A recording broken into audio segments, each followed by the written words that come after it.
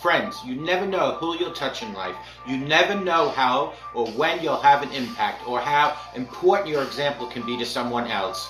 My faith helps me understand that circumstances don't dictate my happiness or my inner peace. The chances you take, the people you meet, the people you love, the faith that you have, that's what's going to define you. You have to be who you are in this world, no matter what. At the end of the day, my friends, it's not about what you have or even what you've accomplished. It's about what you've done with those accomplishments. It's about who have you lifted up, who have you made better. It's about what you've given back to those people. I think personally a role model is a mentor, someone who you see on a daily basis and you learn from them.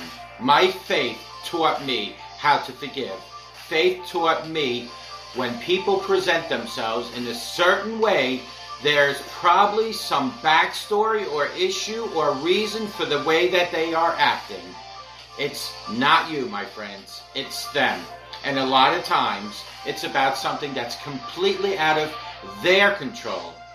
Put God first. I've been protected. I've been directed. I've been corrected. I've kept God in my life, and it's kept me humble.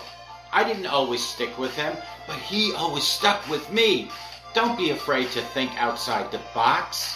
Don't be afraid to fail big, to dream big. But remember, dreams without goals are just dreams, and they ultimately fuel disappointment. And understand, to achieve these goals, you must apply discipline and consistency. You'll never see a U-Haul behind a hearse. It's not how much you have in life. It's about what you do with what you have.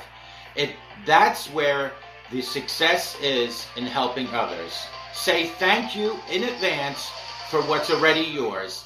That's how I live my life. True desire in the heart for anything good is God's proof to you, sent beforehand to indicate that it's yours already. My advice is this, and it's simple. Don't just aspire to make a living. Friends, aspire to make a difference. And may God bless each and every one of you, and take good care. Bye-bye. Good morning. My name is Ralf Friedrichs. I am an author, an addiction recovery coach, a life coach, and a host of this show, the Take Your Life Back Today radio show.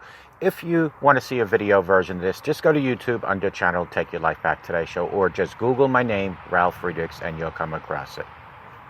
This morning, if you never accused of being arrogant, you're probably not being ambitious enough.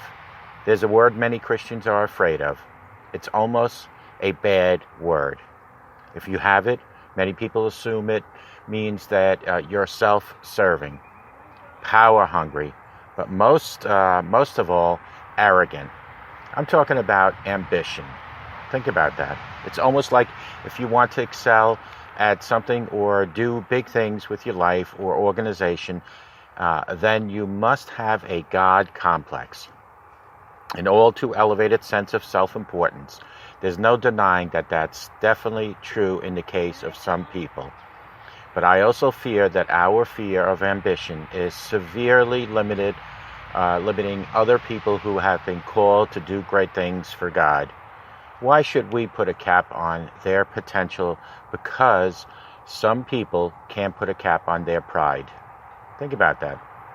I've seen too many pastors settle for reaching hundreds when God called them to reach for thousands. I've seen too many talented businessmen stop short of the impact God had called them to make on their field, all because they feared being thought of being ambitious. So let's clear this up once and for all. Nowhere in the Bible is ambition condemned. Nowhere. Selfish ambition is definitely warned against, but ambition for the sake of God's glory is not only condoned, it's commended. It's a required asset for anyone wanting to rise above the mass of men and do something extraordinary. Ambition led Noah to build the ark, David to expand the borders of Israel, and Solomon to build the temple of Nehemiah, to rebuild the walls. Paul to spread the gospel to the ends of the earth. I wonder if people accuse them of being arrogant. I don't think so. But, maybe. But then again, if you never accused of being arrogant, it's probably a sign that you're not being ambitious enough. You are dreaming too small. Your goals are too easily attainable. Let me free you. It's okay to want to be the best at what you do. It's okay to want to achieve as much as you can with your life for the sake of God, who gave it to you in the first place. I sincerely doubt God is going to look at you at the end of your life and say, "You did too much for me." But I do sincerely believe that God is going to look at many people and say, "You were too humble for your own good and the good of countless people that you could have impacted if you had a little more ambition." Don't let anyone ever tell you that ambition is synonymous with arrogance. Godly ambition is what God uses to do incredible things in our world. If that makes you look arrogant, don't back down from what God has called you to do. Instead, mourn for the people who are living so far beneath their potential that anything greater must be arrogance. Call me at 844-405-HELP. Together we can help each other, take our lives back, be good to yourselves, and always be good to each other. Remember, a simple smile to anyone can change their day, their life, and can make a difference in your life. Arrogance is not ambition. I am very ambitious for my shows and for spreading the word of Jesus, but I'm not arrogant.